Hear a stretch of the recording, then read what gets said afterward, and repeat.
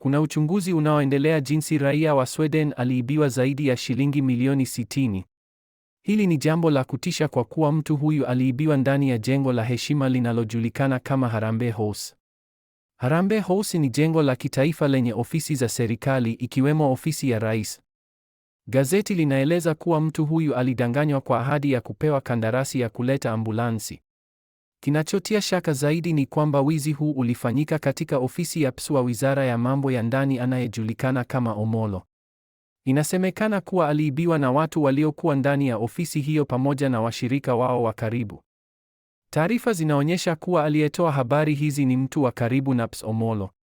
Hata hivyo, ndiye huyo huyo aliyewapeleka walaghai katika ofisi hiyo iliyopo ghorofa ya 12. Mzungu huyo aligundua kuwa ameibiwa na baadaye kuripoti katika ubalozi wa Sweden, ndipo habari hii ikaanza kusambaa.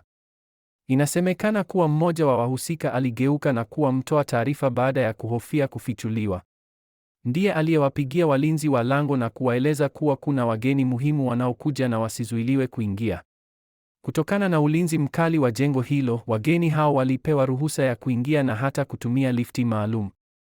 Raia huyo wa Sweden anayejulikana kama Yusuf Zeitun alipelekwa hadi ghorofa ya 12 katika sehemu inayojulikana kama Executive Waiting Room ambapo ofisi muhimu hupatikana. Hapo ndipo taratibu zilifanyika kwa haraka na hatimaye akaibiwa.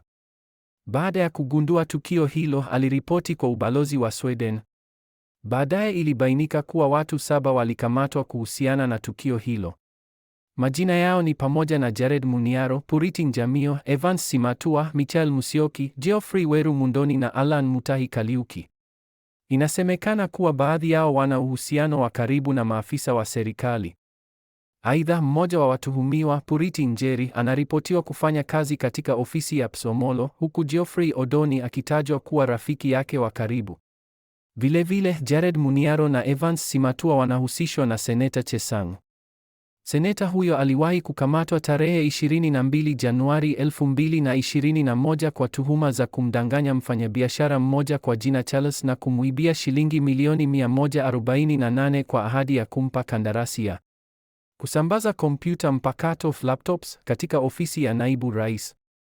Katika tukio hili jipya, raia huyo wa Sweden alielezwa kuwa atalazimika kulipa ada mbalimbali kama vile performance bond na insurance recovery ambayo ilifikia 3% ya thamani ya kandarasi, sawa na shilingi milioni 139.8. Pia alitakiwa kulipa ada ya leja ya 2% ambayo ni shilingi milioni 46.6.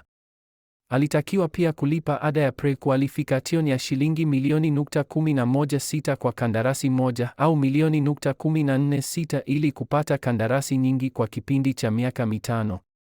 Aliambiwa kuwa fedha hizo hazilipwi moja kwa moja kwa serikali bali kupitia mawakala walioteuliwa. Raia huyo alituma fedha hizo kwa akaunti ya wakili ambaye bado hajakamatwa. Baadaye alipewa vyeti na nyaraka zenye mihuri rasmi ili kuonyesha kuwa kandarasi ilikuwa halali. Hata hivyo, alipohoji tarehe za nyaraka hizo, aliambiwa kuwa ni kawaida kwa hati za serikali kuwa na tarehe zilizorudishwa nyuma, backdated. Tukio hili linaelezwa kuanza Januari 10, 2026 baada ya kupokea ujumbe wa WhatsApp kutoka kwa mtu aliyejitambulisha kama Stanley Doula akitumia nambari ya Uganda. Siku iliyofuata alipigiwa simu na mtu mwingine aliyejitambulisha kama Geoffrey Were kutoka Kenya, akidai kuwa ni mshauri anayeshughulikia miradi ya serikali. Alishawishiwa kuja Kenya na kufikia katika hoteli ya kifahari inayojulikana kama Radisson Blu. Hapo ndipo safari ya kudanganywa ilipoanza hadi kufikia hatua ya kuibiwa. Kwa ujumla, tukio hili limeibua maswali makubwa kuhusu usalama wa taasisi za serikali, hasa kutokana na madai kuwa yote yalifanyika ndani ya Harambee House.